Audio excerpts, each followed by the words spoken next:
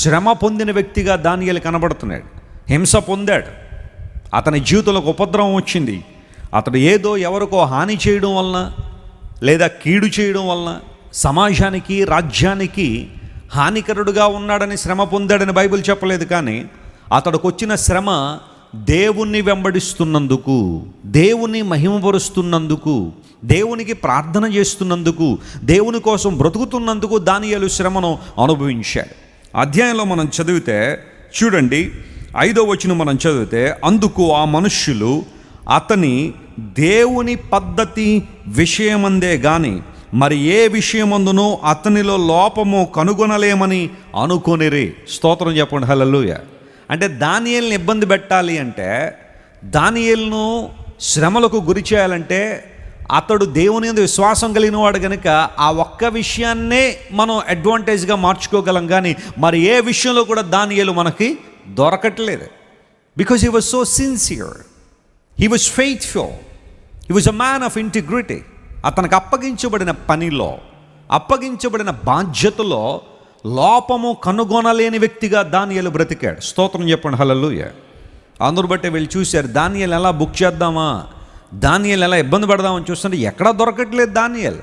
ఒక విషయం చెప్తాను చూడండి, ఒక వ్యక్తి దేవుని విషయంలో ఖచ్చితంగా ఉంటే అన్ని విషయాల్లోనూ ఖచ్చితంగా ఉంటాడు. స్తోత్రం చెప్పండి, హల్లెలూయా. నువ్వు దేవుని విషయంలో సెట్ అయిపోతే అన్ని విషయాల్లో సెట్ అయిపోతావు. అర్థమైందా?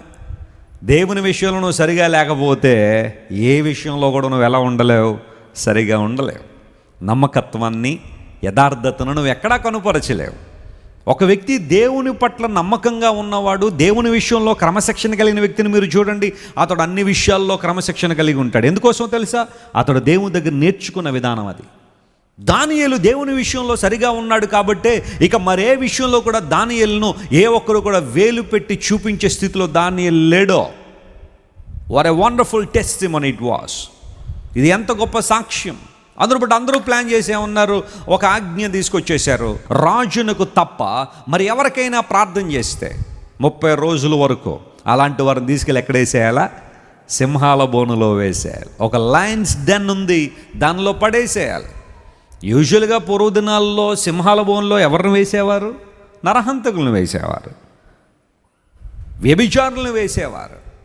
ఆ దేశ సాంప్రదాయాలు, ఆ దేశ చట్టాన్ని ఎవరైతే గౌరవించలేదో అలాంటి వాళ్ళని బట్టుకెళ్ళి సింహాల బోన్లో వేయడానికి అదొక క్యాపిటల్ పనిష్మెంట్గా ఉండేది, లయన్స్ డెన్ అనేది. కానీ దానియేలుని అందులో పడేయడానికి దానియేలు కోసమే ఒక చట్టాన్ని తీసుకొచ్చారు. ఏంటి ఆ చట్టం అంటే, రాజుకు తప్ప మరి ఎవరికైనా ప్రార్థన చేస్తే 30 రోజుల వరకు ఆ వ్యక్తిని తీసుకెళ్ళి ఎక్కడేసేయాలా? అంటే దానియేలు తను చేస్తున్న భక్తి కోసం శ్రమను ఎదుర్కొన్నాడు, ఒక ఉపద్రవాన్ని ఎదుర్కోవాల్సిన పరిస్థితి. ప్రభునందు ప్రియ దేవుని బిడ్డలు జాగ్రత్తగా గమనించండి, క్రైస్తవ జీవితం అంటే శ్రమలు ఉండవని బైబిల్ ఎప్పుడు చెప్పలేదు. అలా ఎవరైనా చెబితే అది నేను ప్రక్కదారి పట్టించడానికి చేసే బోధే తప్ప అది సరైన వాక్య బోధ కాదు. శ్రమలనే వస్తాయి, కానీ శ్రమల్లో సహించగలిగే శక్తి, వాటిని జయించగలిగే శక్తి దేవుని ద్వారా మనం పొందుకుంటాం. దానియేలు తాను చేసిన భక్తి కోసం, తాను నిలబడిన సత్యం కోసం శ్రమను ఎదుర్కొన్నాడు. ఒక దైవజనుడు అంటాడు, శ్రమలు లేని క్రైస్తవ్యం అసలు క్రైస్తవ్యమే కాదన్నాడు. అర్థమవుతుందా ఈ మాట మీకు? కొన్నిసార్లు శ్రమలు వస్తాయి, నువ్వు ప్రభువుని అంగీకరించినందుకు నీ కులం నేను విడిచిపెట్టేయచ్చు. అది అంత ఆశ్చర్యమేం కాదు, అది గుండెలు బాధేసుకున్నంత గొప్ప ఆశ్చర్యకరమైన విషయం ఏం కాదు. It's a common thing when you accept God. నువ్వు ప్రభువుని అంగీకరించినప్పుడు బహుశా నీ మతం నిన్ను వెలివేయచ్చు, నువ్వు మతభ్రష్టుడు అయిపోయావు అనొచ్చు కొంతమంది. ఎంతమంది దేవుళ్ళు ఉండగా భారతదేశంలో యేసు ప్రభువును పట్టుకుని వెంటాడుతున్నావంటే నువ్వు మతభ్రష్టురాలు అయిపోయావు అని బహుశా కొంతమంది అనొచ్చేమో. ఎందుకంటే దేవుని గురించిన సరైన అవగాహన వారికి లేక. ప్రాంతానికో దేవుడు, దేశానికో దేవుడు, రాష్ట్రానికో దేవుడు ఉన్నాడనే బలీయంగా వారిలో కొన్ని ఆలోచనలు నాటుకుపోయాయి. కాబట్టి ఇప్పుడు సర్వప్రపంచానికి ఒక్కడే దేవుడు ఉంటాడనే బోధ వారికి కష్టంగా ఉండుండొచ్చు. అందును బట్టే వారు నిన్ను వెలివేయచ్చు, నిన్ను తక్కువగా చూడొచ్చు, అంటరాని వాడిగా నిన్ను చూడొచ్చు, అమానుష్యమైన వ్యక్తిగా నిన్ను చూడొచ్చు. వారి ఆనందాల్లో కానీ వారి యొక్క ఫంక్షన్లో కానీ నేను రానివ్వకుండా వాళ్ళ ఇబ్బందులు పాలు చేయొచ్చు. ఇది ఆశ్చర్యపడిపోయేంత గొప్ప విషయం ఏం కాదు. శ్రమ వస్తుంది.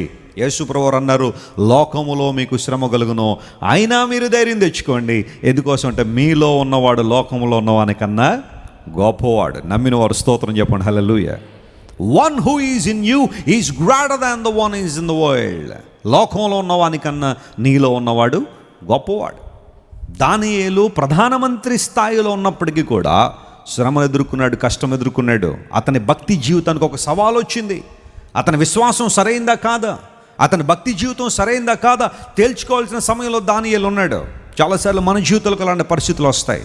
నువ్వు పనిచేస్తున్న ఆఫీసులో కావచ్చు, నీ ఉంటున్న వీధిలో కావచ్చు, నీ భక్తికి కొన్ని పరీక్షలు వస్తాయి, నీ విశ్వాసానికి కొన్ని పరీక్షలు వస్తాయి. ఎవరో వచ్చి అంటారు ఏదో ఇచ్చి, అమ్మ ఇది తినండి లేదా ఇది కట్టుకోండి మీకు మంచి జరుగుద్దండి, ఇది చాలా పవర్ఫుల్ అండి అనగానే నీ విశ్వాసానికి పరీక్షే. దేవుడు శక్తిమంతుడా లేదా ఈ వస్తువు ఈ పదార్థం శక్తి గలదా ఆలోచన చేస్తావు. తృణీకరించినందుకు నిరాకరించినందుకు కొంత శ్రమ నీకు రావచ్చు, కానీ దేవుని బిడ్డలను మనం కష్టాల్లో కృంగిపోయేవారం కాదు. హల్లెలూయా.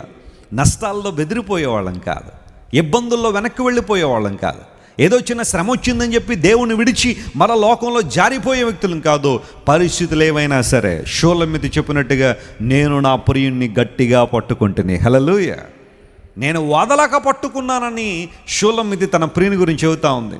దొరికాడట, ప్రియుడు దొరకగానే అతను గట్టిగా పట్టేసుకుందంట వదలకుండా. మన జీవితాల్లో కూడా అలాంటి అనుభవంలోనికి మనం రాగలుగుతామా?